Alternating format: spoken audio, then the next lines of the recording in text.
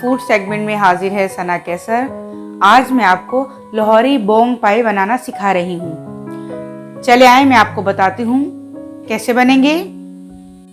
इसके लिए मैंने एक भैंस का पाया लिया है, 1 किलो बोंग का गोश्त लिया है और 1 खाने का चमचा नमक, 1 खाने का चमचा हल्दी और 2 खाने के चमचे लहसुन अदरक का पेस्ट लिया है।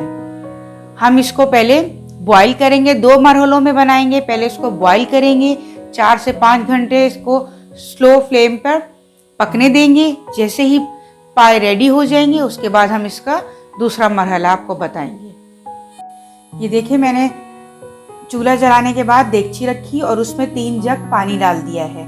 3 जग पानी डाल के मैंने इसमें बोंग का गोश्त और पाया वो डाल दिया है, नमक और हल्दी और लहसुन अदरक का पेस्ट डाल दिया है।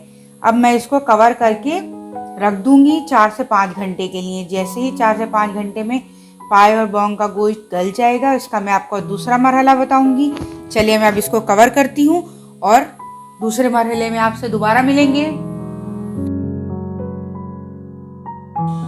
देखिए व्यूअर्स, 4 से 5 घंटे में पाए तैयार है। इसे मैंने नमक, हल्दी और लहसुन अदरक के पेस्ट डालकर बॉईल कर लिया था।